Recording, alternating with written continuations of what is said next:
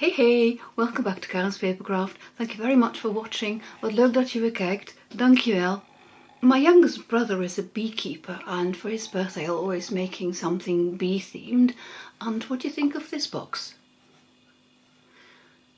Cute little gift box. The bees are made with a ladybug builder punch, but as you can see you can make bees with it as well.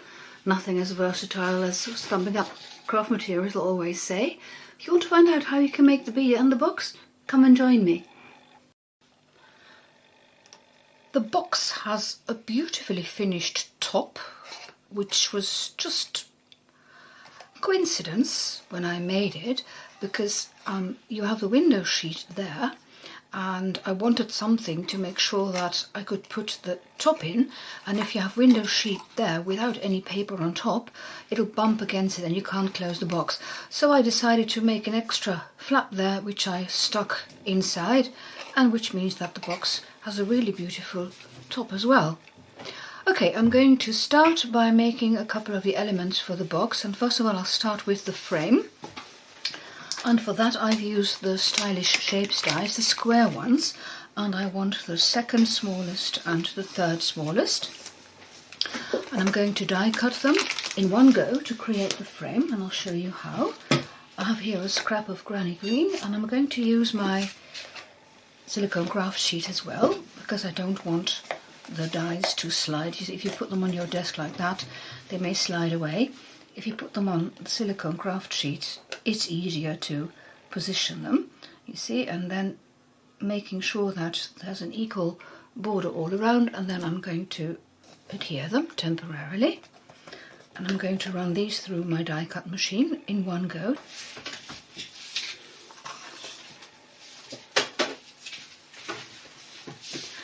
This is how it comes out, and do keep that one.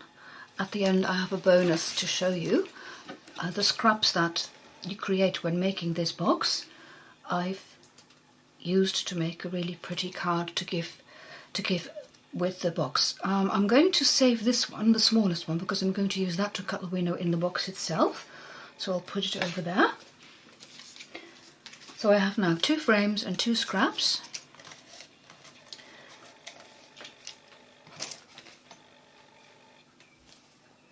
Then I'm going to show you how you can make the box. First I'll show you the dimensions.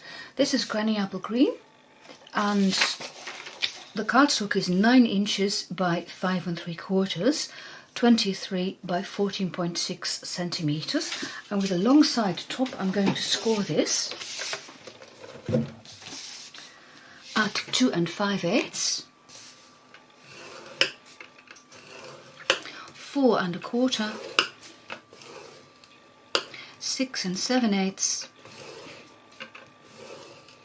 and 8 1/2. In centimeters that is 6.7, 10.9, 17.6 and 21.8 centimeters. Then you turn the short side top and you score at 1 inch, at 3 5/8,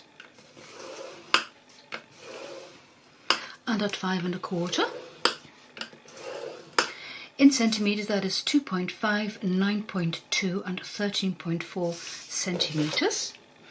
And then before I do any folding and cutting of the box, I'm going to put the mats on, because you have to die cut the windows in the mats, and it's easier to attach the mats before you do the die cutting.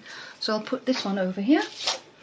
I have here a sheet of the Fresh as a Daisy Designer Series paper, and you can see I've already cut off some of this because this is 12 by 12. I'm going to cut a piece which is 12 inches by, let me just see, 2 3/8. There we are, 2 3/8, make sure it's straight. If you want a continuous pattern, there's a way to cut this. And I'm putting my cardstock in again, so I can put it on in the order I want to attach it, adhere it. Make sure you have this narrow part, the 1/2 inch part, towards the right. Now from this piece I'm going to cut 4 pieces to start with, and I'm going to cut a 2 3/8 of an inch piece. That goes there. Then a 1 3/8 piece. I'll just check that my ruler is not in the way. 1 3/8. Again 2 3/8, and then another 1 3/8 of an inch. And if you stick them on like that, you can see that the pattern is one continuous pattern. So 1 3/8, that's the other one that I need, the last one. Make sure this is straight.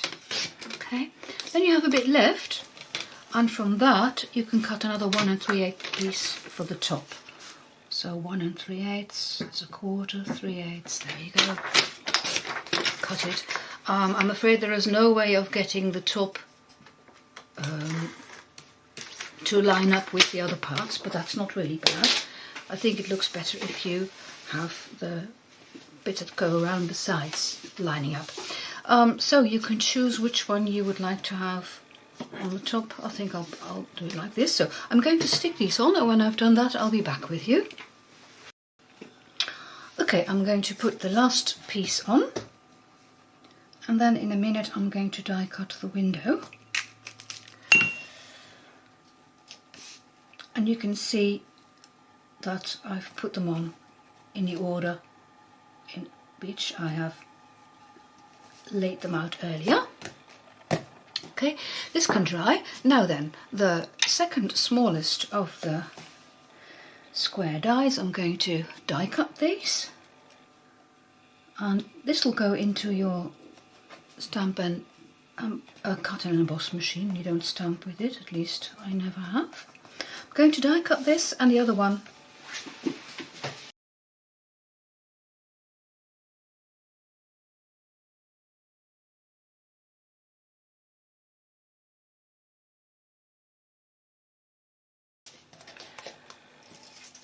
And again, you save those squares that you've cut off for the bonus card at the end. Now I have these 2 window frames, which I'm going to attach on top of the windows that I've just cut. I'm just using my liquid glue for that.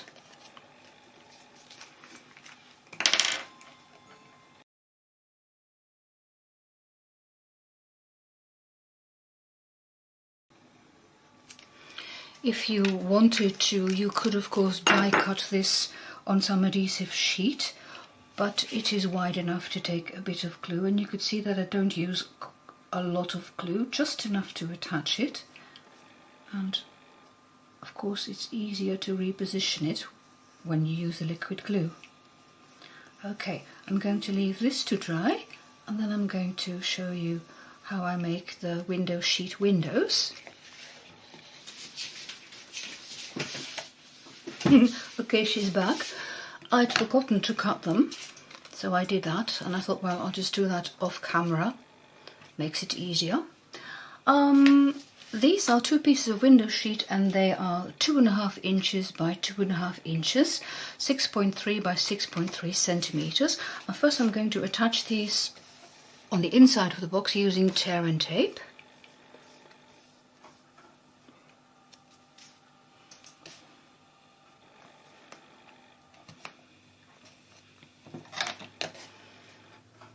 And you can see that I'm putting the tear and tape close to the edge of the window, not towards the edge of the box itself, because then if you stick your window sheet on just a bit awry, the glue will stick out from underneath, and then whatever you put in the box may attach itself to the tear and tape. So stay close to the cutting edge of the window.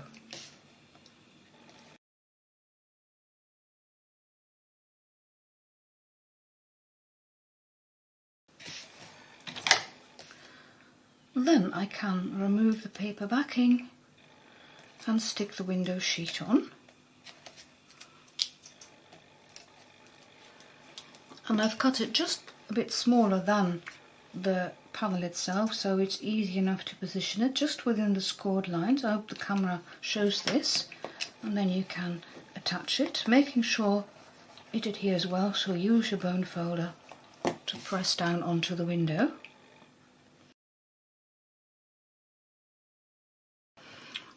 Right, having attached all the panels, now I can carefully fold all these scored lines, and I find it easier to attach all these panels while the paper is still flat, so before folding it. But maybe that is just a matter of preference. You see, when it's been folded, it tends to pop up a bit, and I find it easier when it's still flat. I'm going to cut, and I'll show you how to cut. This narrow part here is going to be the glue flap, so you can cut 2 little wedges there. Then you have the bottom part. You cut up these score lines as far as that score line, the first one.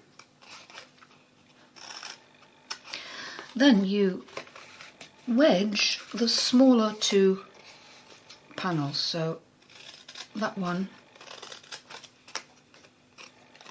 and this one over here, and I'm folding back these 2. It not only makes it easier to cut, but it's also easier to see what you're doing. Okay, so this is what you have now. Then the top part is in fact the same thing. You cut up those score lines as far as the second score line.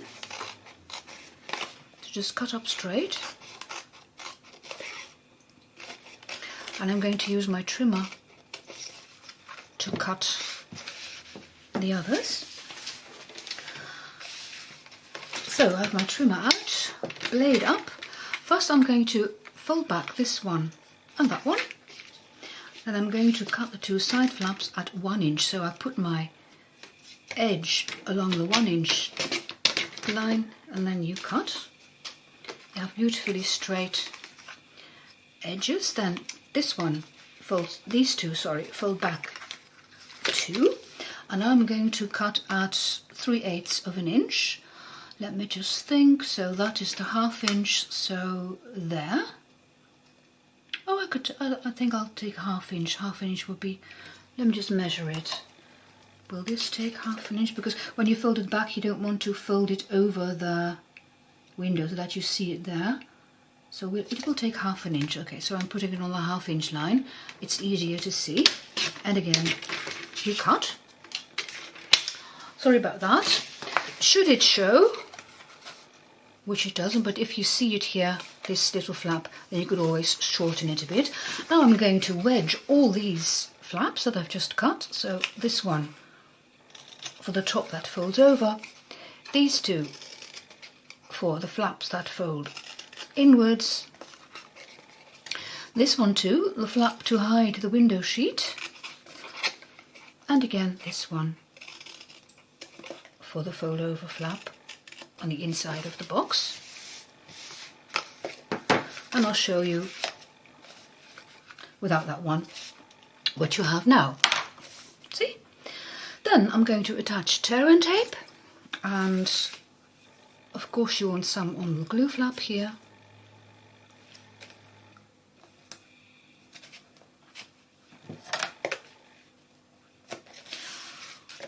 You want a bit on this fold over flap.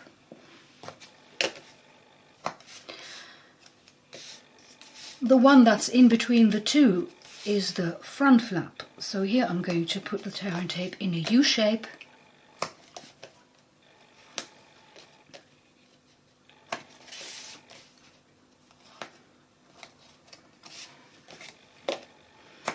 And this one is going to be the back flap, and here it's okay if you just put 2 strips along the edges.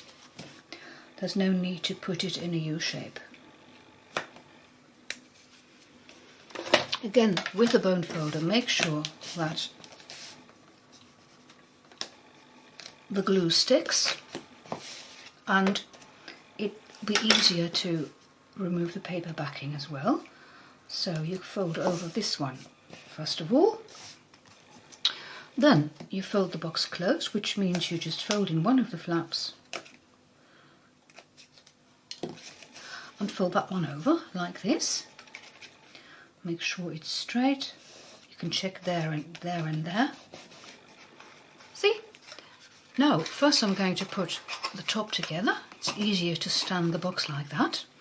Remember the back flap, so you fold in the two side flaps and then you fold this one over. And I'm using my fingers to make sure that it aligns there. And then you can fold the front flap over.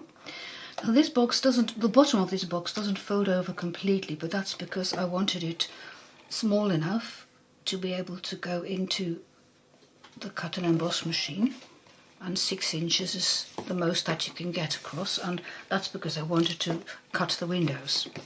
So here you have the box finished. I'll just use my bone folder to press down on the bottom to make sure it sticks well there. Okay, and I think I need a little push there, so yeah, to make sure that it adheres well. So that's the box. I'm going to put, oh, be careful, I'm going to put the bees on. Don't push too hard. There we go. You could make this box in designer series paper as well. That's what I used for my prototype. Because of the window sheet, it is sturdy, but I like the idea of having, you know, the window frame and the green frame around it. So for the box itself, I decided to use the panels, but a box just in designer series paper would look nice as well. Then I'm going to show you how you can make the bees. And as I said in the introduction, I'm using the Ladybug Builder Punch to make the bees. So just using different colours, you can make bees instead of ladybugs. And just a piece of copper clay, this is. Beautiful colour. As you can see, I've made a couple of bees beforehand, just to keep this a bit shorter. For the wings, I'm using a piece of vellum.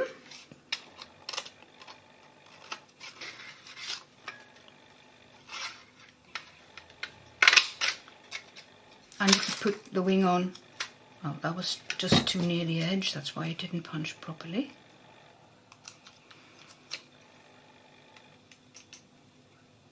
That was my mistake. I wanted to save some paper. Now you can put the wings on like that, but I'm going to do something different to them. And I have here a scrap piece of crushed curry, which is wide enough to go over the bees with 2 pieces sticking out. And I'm going to cut a 1/4 inch strip from that. So you go to that first line there, and you just cut a strip. You need 3 of those, so that's 1, 2 and 3.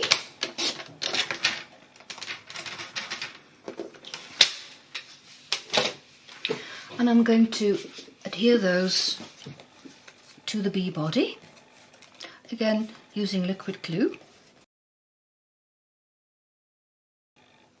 And I start with the ones, the top and the bottom, then it's easier to get the middle one in the middle. Okay, so I'm going to put this over there and to let it dry, and then I'll show you what I did to create these wings, which look really lifelike, I think. I'm using an embossing folder, and I'm using the 3D timber. Here it is, and you just put your wings in any place you like, and then you run it through your cut and emboss machine. I'll show you.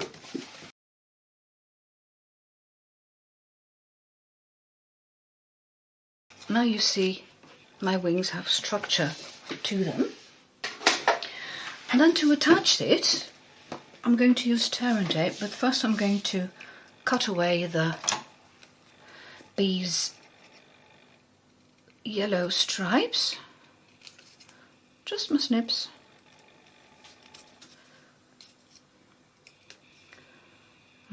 My scissors are tacky. I may have to clean those.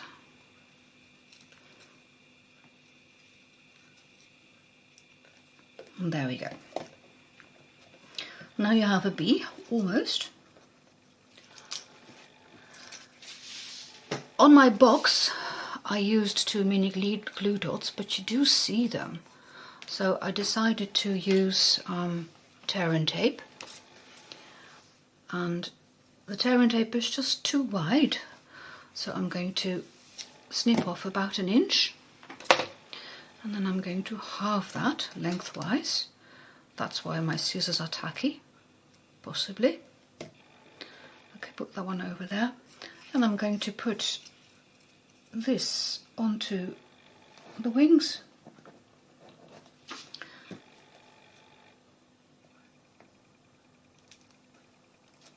And then I can adhere them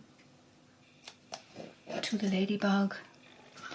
And with my bone folder I can very lightly give these little wings a flick so that they curl upwards a bit. And then these can be attached to the box.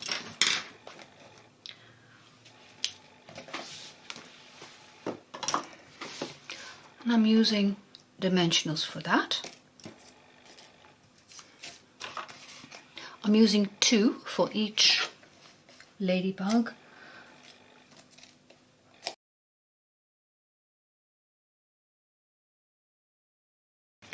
And to attach them I am opening the box so that I can put my fingers inside and press